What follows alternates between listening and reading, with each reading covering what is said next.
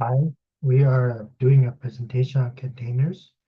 My name is Chen Chang. My group members are Daniel Zamudio, Julian Cabrera, and Shamir Khan. So the introduction to containers. The container is a virtualization not of the OS, but all the components that make an application, unlike VMware or simply just mounting another OS to the host computer. So what makes a computer special is that it doesn't have all the baggage of what the VMware has. That you have, you can you you set up another entire OS, and then you have the OS has all requires a lot of RAM, CPU memory, all that stuff. So what container does is just it's not just a virtualization of the entire OS, but just what it needs or just the dependencies. So it makes it more flexible and lightweight compared to VM and multi-booting. So more details regarding containers. Containers operate on the host kernel, meaning that it shares the host kernels. It shares the kernel with the host computer, meaning that the resource management is used by the host computer instead of a separate OS. So it's more specifically, it's called the C group on the host kernel that is limiting and controlling resource usage. Unlike the VMware, the resources are elastically scaled to needs. So whatever the container needs, it just takes and no more. So like VMware, which resources are you set a resource and the resources are fixed. So how containers are built are they are using built by image files. Image files help build up the container, and to build up a container, image file no image files contain the name, the volume, and the environment variables. So you can say that volume lets you host your data on your host computer, and there is environmental variables. There might be some variables that you need to set up for a container, and you get to designate your port number for your container. But I'm sure there's more complicated than that, but for the basics, that's what containers are. And for developer documentation, there should be a documentation page that helps up builds a container. So once a container is built up, it should contain all the dependencies that are needed to run the container. Once you have your container, it can be duplicated as many times as you want, as long as your host computer has room. Um,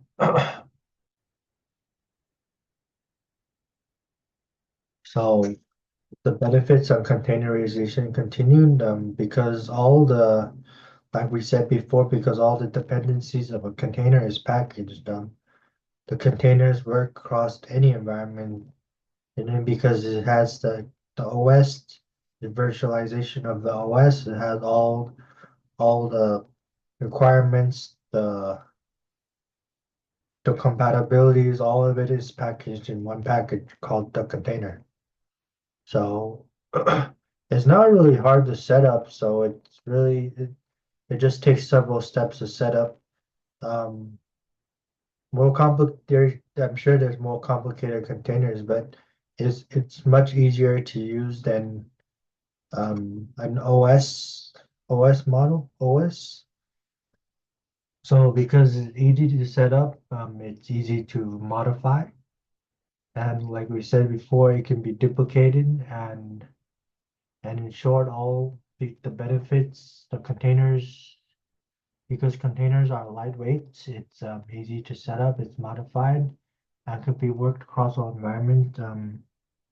It is very is easier to use, then it is very more cost efficient than uh, OS than just remounting an OS or using VMware. So there are some downsides of containers. Basically, the thing is that if you want to have networking between containers, it's kind of a difficult because connecting between containers, when you have hundreds and thousands, um, it can be complex. So if you have a lot of containers, because containers are easy to duplicate. If we have a lot of them, you need to devote manpower to manage the containers, and that's you have to find a way to manage the containers. So you you download you use programs like Kubernetes to orchestrate and automate the containers to manage it for you. So you can also use CI/CD pipelines for debugging. If you have any problems with your pipelines, you can use that to debug your containers and have rapid deployment for deploy faster your containers. The so containers have some costs associated, but it's probably much lower than OS because OS without using an entire OS takes a lot of resources, and containers, like we said before, it's less smaller, so it has a less more efficient resource usage. So with like on the PowerPoint, it says a single server can run dozens or hundreds of thousand containers because it's easily so duplicated. Because it's small, we have a few physical infrastructure needs, few physical servers and licensing cost. And because it's so small, we get have rapid deployment and scaling, like we said before, because once you set it up, you can deploy it immediately. And and additionally, we can test it and deploy faster because we can test and deploy faster as as a as an added benefit. So all of this contributes to lower cost with containers.